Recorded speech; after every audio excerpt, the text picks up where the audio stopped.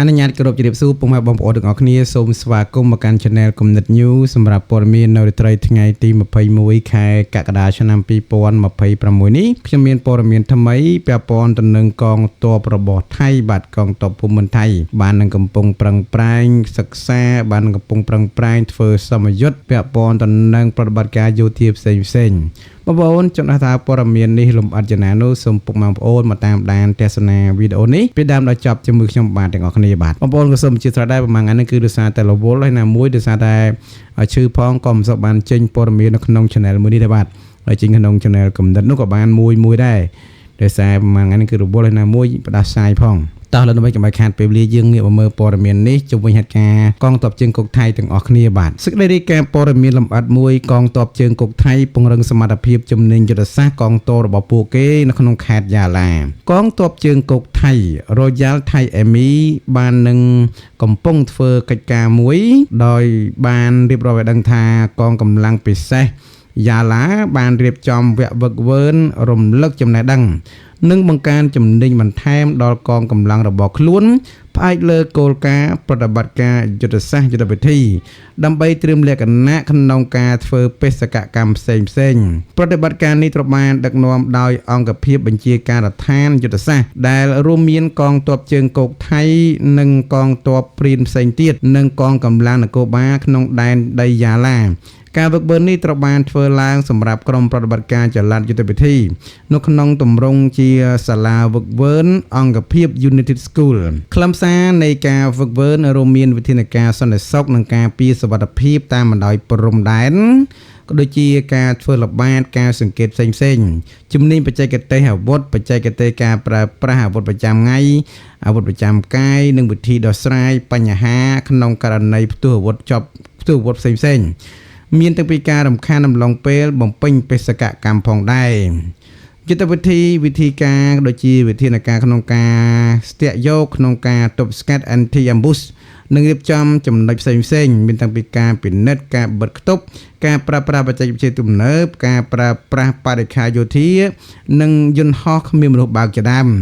គោលបំណងនៃការវឹកវើនេះគឺដើម្បីរៀបចំវឹកវើឡើងវិញគឺធ្វើឡើងដើម្បីលើកកម្ពស់ដល់ប្រតិបត្តិការរៀបចំរបស់កងទ័ពកងកម្លាំងថៃក្នុងការយកទៅអនុវត្តជាក់ស្ដែងក្នុងបេសកកម្មរបស់អង្គភាពឲ្យមានប្រសិទ្ធភាពខ្ពស់និងធានាបាននូវសុវត្ថិភាពផ្សេងៗរវាងកងទ័ពភូមិន្ទថៃនិងកងកម្លាំងផ្សេងៗទៀតនៅតំបន់ខេត្តយ៉ាឡាផងដែរបងប្អូននេះគឺជាព័ត៌មានខ្លះៗជុំវិញហេតុការណ៍នៅប្រទេសថៃបាទដោយខាងកងកម្លាំងថៃបាននឹងកំពុងរៀបចំពិធីវឹកវើនេះផ្សេងបាទយ៉ាងណាជាងាកមើលរដ្ឋមន្ត្រីការបរទេសអាស៊ានបាននឹងកំពុងគ្រប់គ្រងលើការលើកកម្ពស់សិទ្ធិមនុស្សគណៈកម្ពុជារាយការណ៍អំពីផលប៉ះពាល់មនុស្សធម៌ដោយសារតែចំនួនព្រំដែនរាជធានីភ្នំពេញនៅក្នុងកិច្ចប្រជុំមួយក្នុងប្រទេសហ្វីលីពីនកាលពីថ្ងៃទី20ខែកក្កដាឆ្នាំ2026ប្រមុខការទូតកម្ពុជាលោកឧត្តមសេនីយ៍លោកឧបនាយករដ្ឋមន្ត្រីប្រាក់សុខុន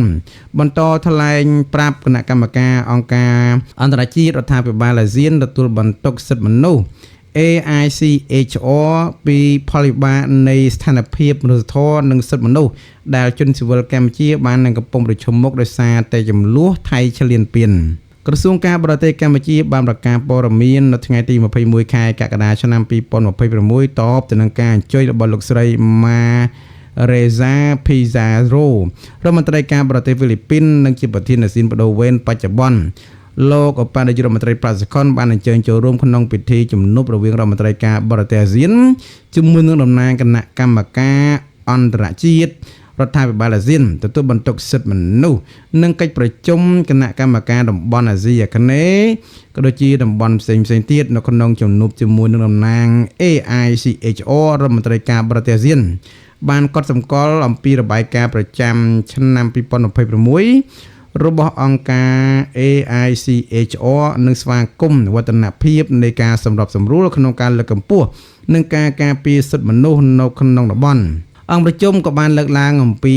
ចិត្តឲ្យខាង អង្គការ ICHR បន្តអនុវត្តកម្មវិធីអន្តរភាពរបស់ខ្លួនប្រកបដោយប្រសិទ្ធភាពដែលផ្ដោតលើលទ្ធផលស្របតាមផែនការការងារ5ឆ្នាំគឺឆ្នាំ2026ដល់ឆ្នាំ2030ដើម្បីគ្រប់គ្រងអនុវត្តចក្ខុវិស័យអាស៊ានឆ្នាំ2045អនាគតរួមគ្នារបស់យើងអំឡុងពេលនៃកិច្ចប្រជុំលោកអបអនុរដ្ឋមន្ត្រីប្រាសុខុនបានគូបញ្ជាក់អំពីផលវិបាកនៃស្ថានភាពមនុស្សធម៌និងសិទ្ធិមនុស្សដែលជនស៊ីវិលកម្ពុជាបានកំពុងប្រឈមមុខដោយសារតែខ្លាចជាជនរងគ្រោះនៃចំនួនព្រំដែនប្រមុខការទូតកម្ពុជាជម្រាបជូនអង្គប្រជុំថាជនស៊ីវិលច្រើនជាង 20,000 នាក់បន្តរនៅក្នុងជំរកបណ្ដោះអាសន្នដោយមានកុមារជាច្រើននាក់អាចនឹងមិនបានចូលសាលារៀនជនចាស់ជរានិងជនងាយរងគ្រោះផ្សេងទៀតខ្វះលទ្ធភាពទទួលការថែទាំចាំបាច់គ្រប់គ្រងដើម្បីបើទោះបីជារដ្ឋាភិបាលបានខិតខំប្រឹងប្រែងបន្ធូរបន្ថយការលំបាករបស់ពួកគេយ៉ាងណាក៏ដោយក្នុងន័យនេះអបរដ្ឋមន្ត្រីអំពាវនាវដល់អាស៊ានគាំទ្រអំពាវនាវដូចជាឲ្យពួកគេវិលត្រឡប់ទៅកាន់ប្រទេសសម្បែងវិញនិងរស់នៅដោយធម្មតាដោយគ្មានការរារាំងប្រកបដោយសុខសុវត្ថិភាពនិងភាពថ្លៃថ្នូរគូបញ្ជាក់ផងដែរថាដោយសារតែការចូលកាន់កាប់ដីលើទឹកដីកម្ពុជាដោយខុសច្បាប់ពីសំណាក់យោធាថៃនៅក្នុងតំបន់មួយចំនួនតាមបណ្ដោយព្រំដែនមានការរៀបបន្លាលួចដាក់ទូកុងតឺន័ររួមទាំងផ្ទះសម្បែងត្រូវបានបំផ្លាញពលរដ្ឋខ្មែរភាគច្រើនជាស្ត្រី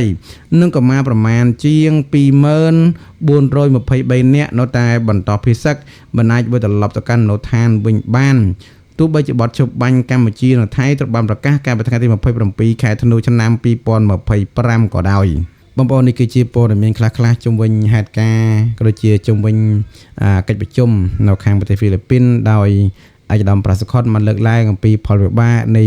បងប្អូនប្រជាពលរដ្ឋខ្មែរយើងដែលកំពុងតែប្រជុំមុខដែលគាត់បាននឹងកំពុង